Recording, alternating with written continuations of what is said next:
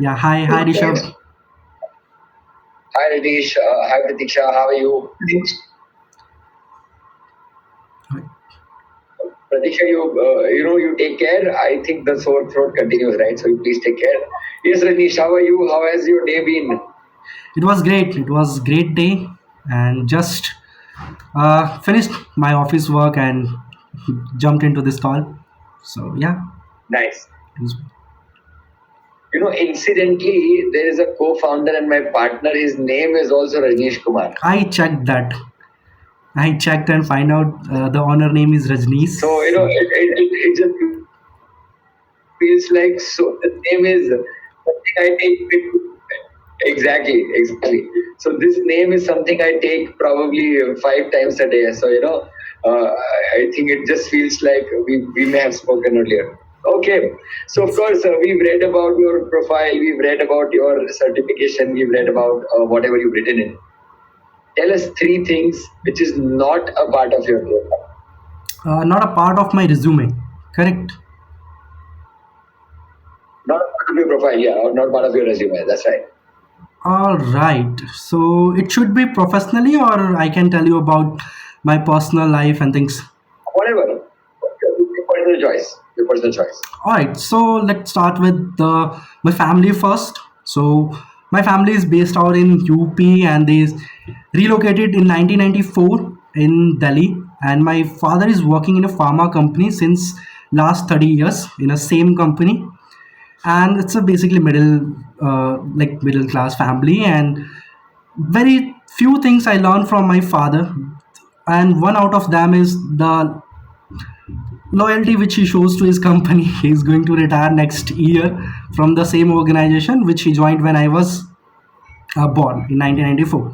So that's the first thing which is not there anywhere. That's my family background and things. Then apart from this, the second thing which I will mention is I have not mentioned anywhere the hobbies and things. So one out of that is reading books.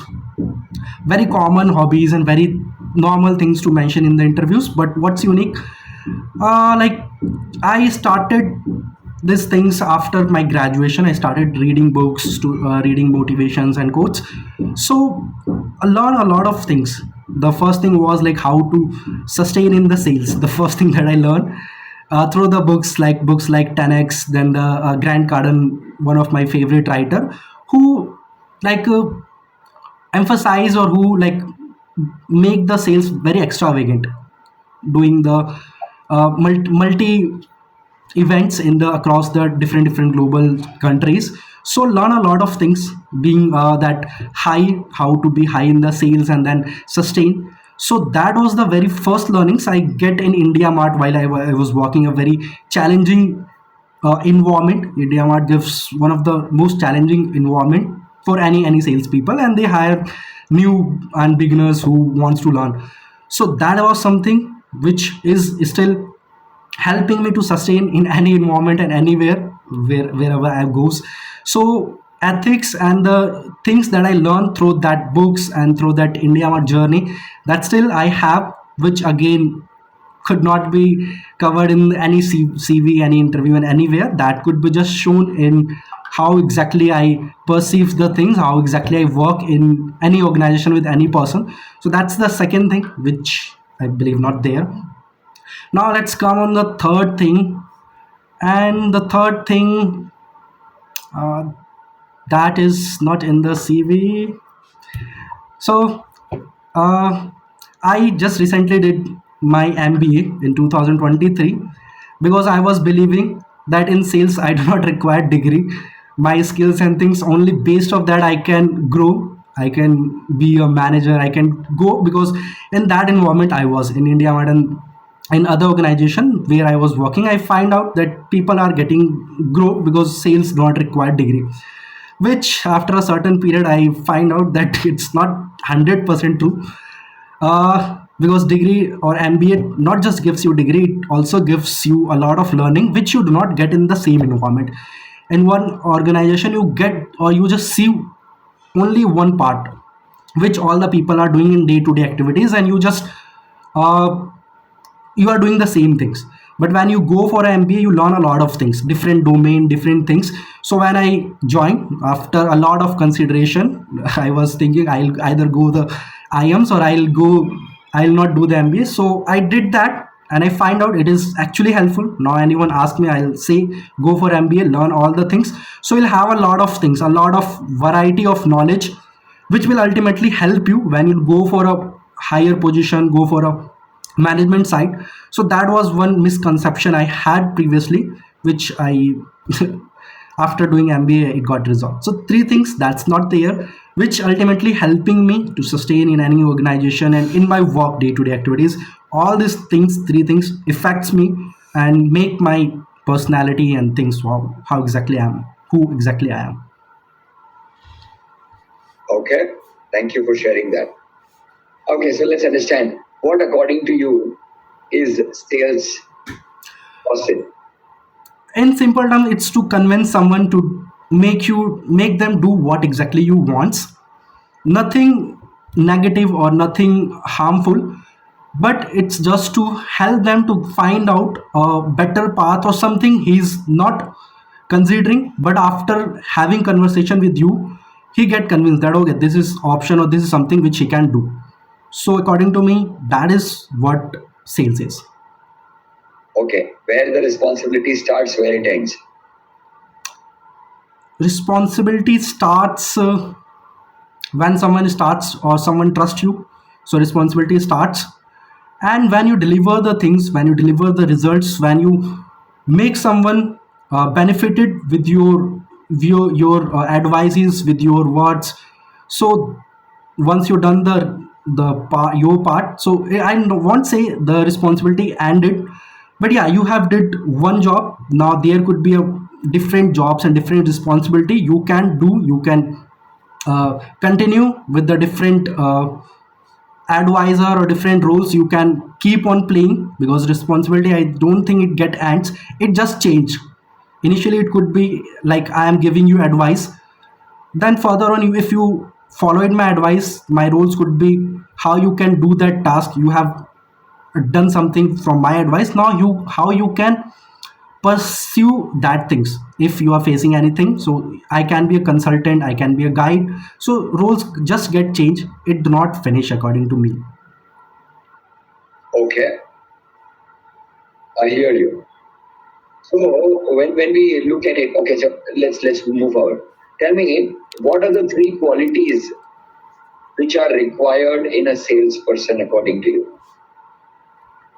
Okay, so first thing is to take responsibility, which is very important. Work like you own this responsibility and you have to do that. That's the first thing. The second thing is to the core competencies, like the selling part, you are able to convince or not. That's the most important. You own the responsibility, but you're not able to do that, so it will not work for you. And the third thing, which I learned later on, to be good on data sides, to be good on the numbers. That's the second thing. You keep on tracking that also, if the numbers and things are going as planned or not. So that's again comes under responsibility, but for me it's a different part which I learned later on. It was not initially, I was just focusing on the sales, but it learns I learned that later on. Okay. And when you are expected to hire a team member, what are the three qualities you would want them to have?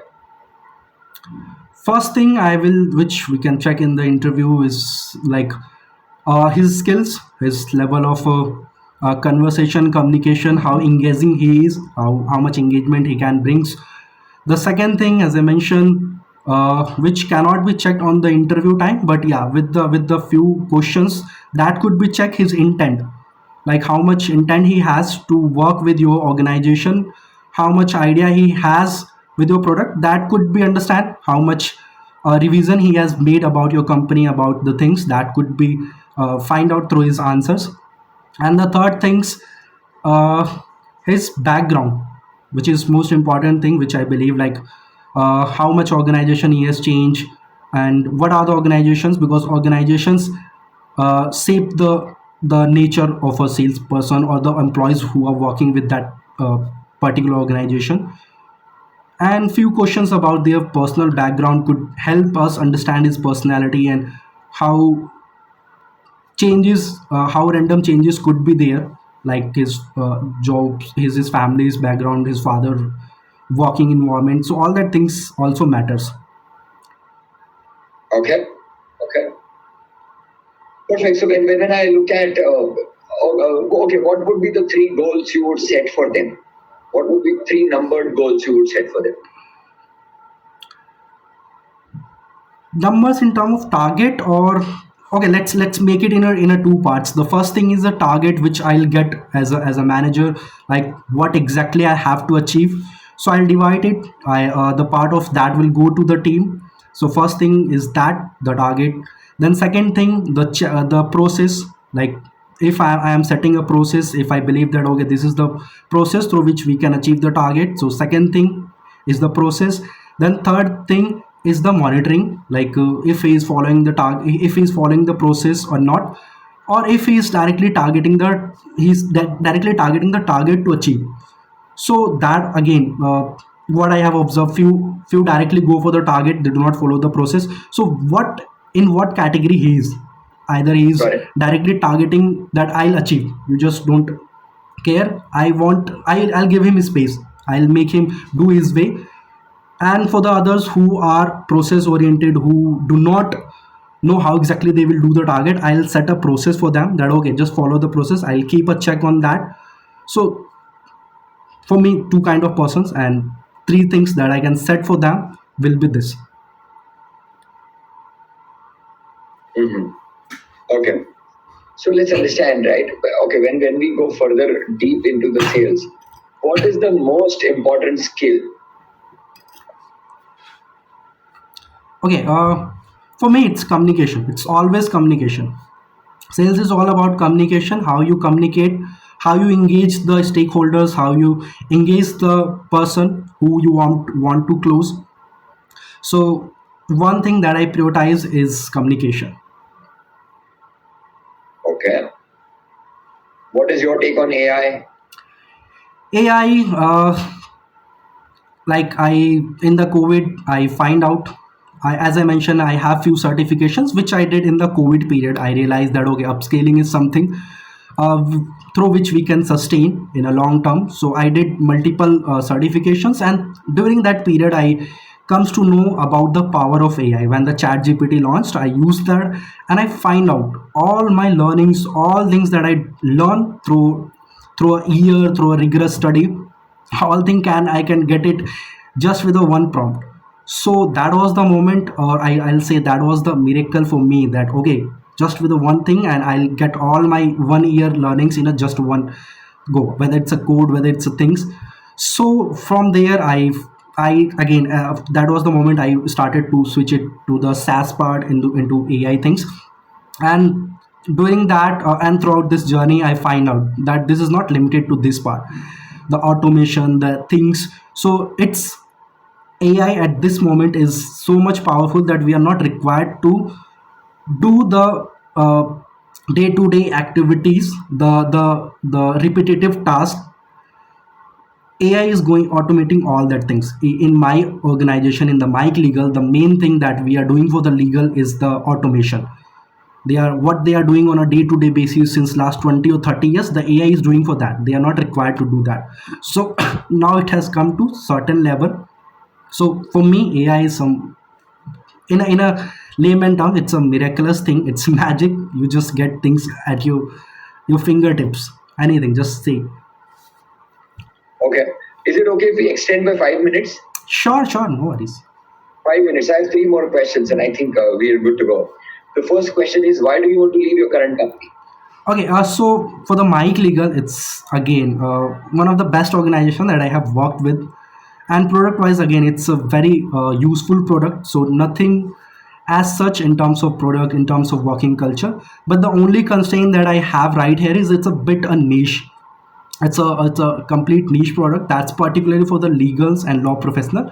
And the constraint that is there is the jurisdiction. The legal tool that we have, it's limited into a particular jurisdiction, due to which the expansion could not be done.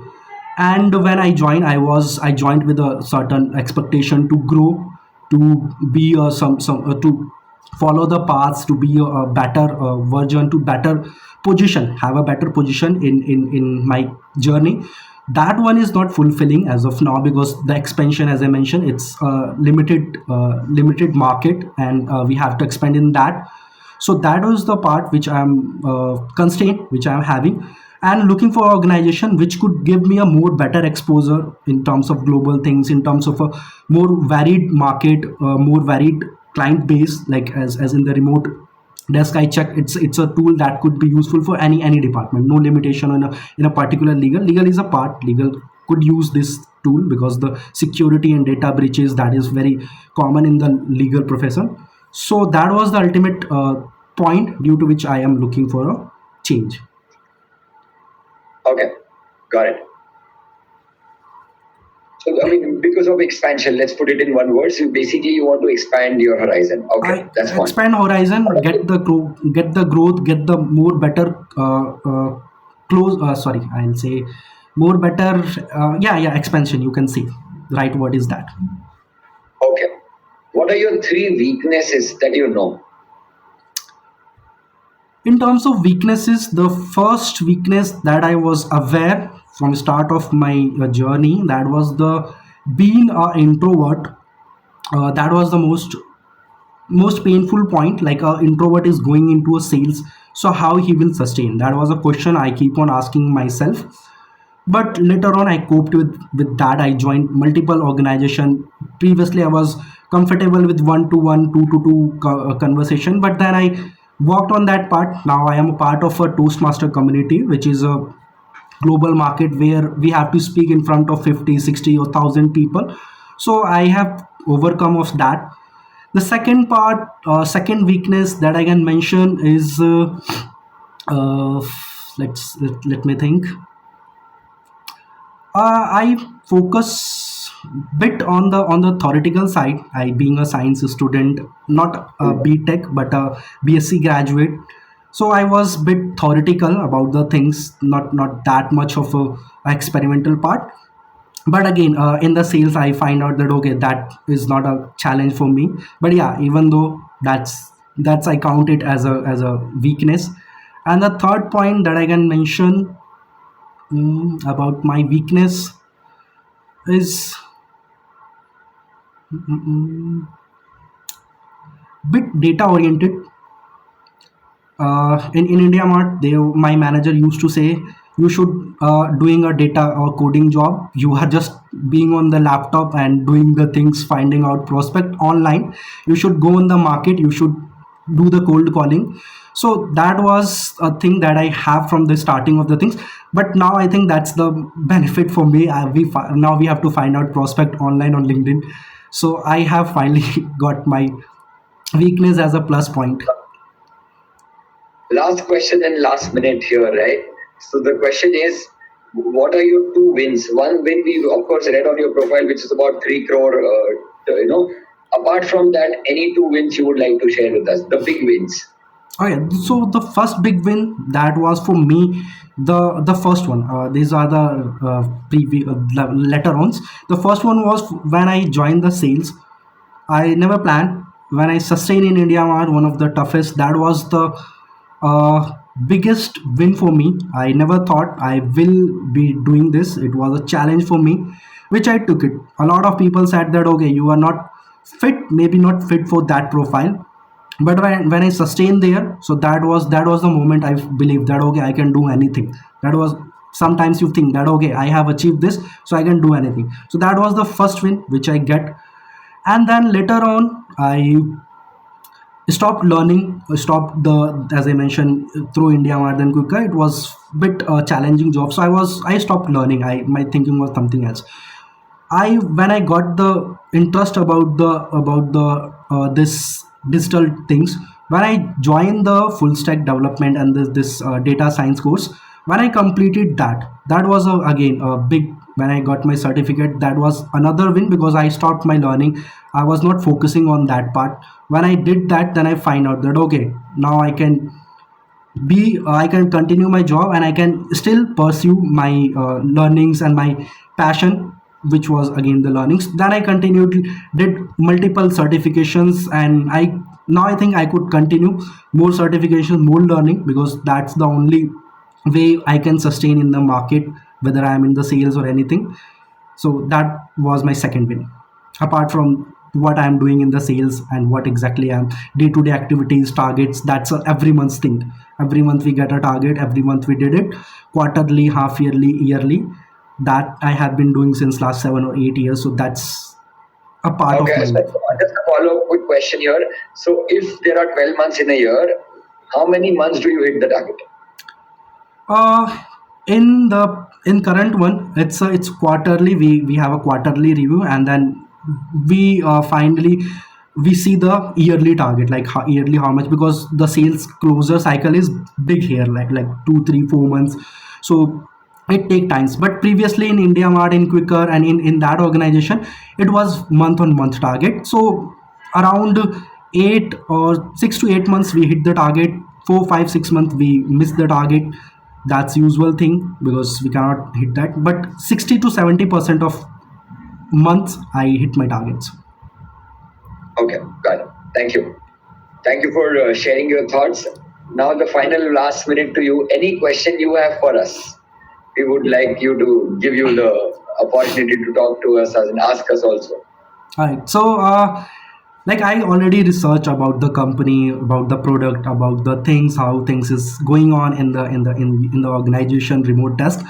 There are few things. Even though I have learned the read the JD, just wanted to know. Like I see, it's having a global market, having a their product in the multiple countries. So the role that I am here is it just limited, or because I don't want the limited into a Indian jurisdiction, as I mentioned.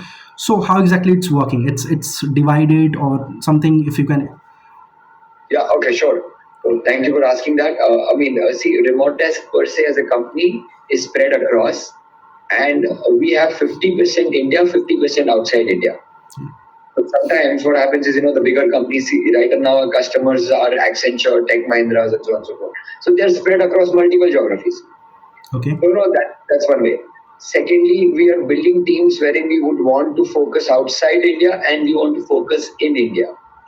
And then we are also building an AI company along with it. And that will also start with India, but it will go across. Okay. In all three, you will have exposure beyond India. But the base is going to be India because we are Indians. Definitely. That is, even I live with my family, so don't want to go abroad. So yeah, that was the I was having in my mind. Rest other I have already researched about the product fit, Right. market, customers. I think the CTOs and the decision takers, who are ultimately decision taker, that are the ICPs, what I believe. Few more ICPs could be there, which I obviously get to know if the things will go further. So yeah. Yeah. Okay, thank you very much. It was fantastic talking to you, Rajneesh. And thank you, Pratisha. Take care. Thank you. Thank Have a you. nice. Thank you, Rishabh. Thank you for your time. It was great talking to you. Thank Bye. you. Nice. Just Bye. bye.